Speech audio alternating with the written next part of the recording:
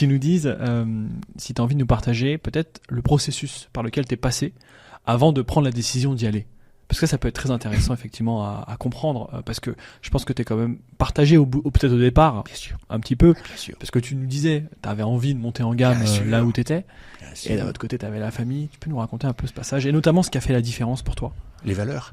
les valeurs. Là, sans hésitation, l'explication me vient immédiatement, c'est les valeurs. Comment peux-tu, alors que tes parents t'ont tout donné, alors qu'ils t'ont donné l'exemplarité, ils ont travaillé comme des mules, mais avec des valeurs solides. Comment peux-tu hésiter très longtemps entre devenir entrepreneur, parce que quelque part j'ai une fibre entrepreneuriale qui ne m'a jamais quitté en quelque sorte, et même si j'avais peut-être un parcours intéressant chez Procter, d'abord je n'étais pas le seul, mais peut-être je me suis dit de toute façon il n'y a pas à hésiter longtemps, parce que tu as l'occasion de sauver tes parents, qui étaient vraiment fatigués, vraiment fatigués, sauver le patrimoine peut-être. Et quand je dis sauver, c'est de tenter de sauver, hein, parce que franchement, c'était presque impossible, puisque les pronostics étaient contre vous. Ouais, tous, avocats, fiscalistes, les clients, les fournisseurs causaient même plus, livrés de peur de n'être payés à la fin à la fin du mois. Donc, non, je pense que les valeurs, l'éducation de mes parents m'ont mis sur ce chemin-là. Ah, ça m'a coûté 30 ans de vie extrêmement dense.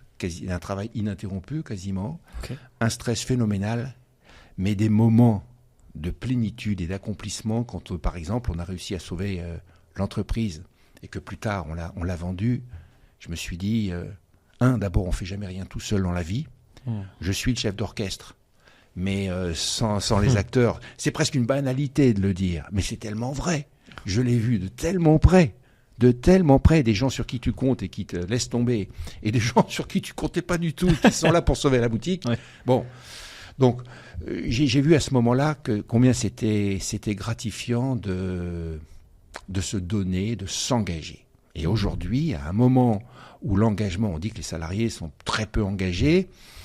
Heureusement, lors des conférences, moi je vois beaucoup de salariés qui quand même sont bien encadrés, il y a quand même des managers qui tiennent la route, mais globalement c'est vrai qu'on est peu engagé. Pourquoi ? Parce qu'il manque un objectif qui soit un objectif enthousiasmant, et j'en parle en conférence d'ailleurs, parce qu'il y a bien sûr des objectifs classiques, avec des chiffres, avec des dates, etc., le fameux objectif SMART, mais ce qui est bien plus intéressant, c'est de fixer un objectif enthousiasmant, pour faire que les gens se lèvent le matin, que les équipes aient envie de bondir du lit, de sortir de la couette, alors qu'il serait si sympathique de rester sous la couette et bricoler avec son ou sa chérie, tu vois. Ce serait si sympathique. Voilà. Donc on a mis tout ça en place,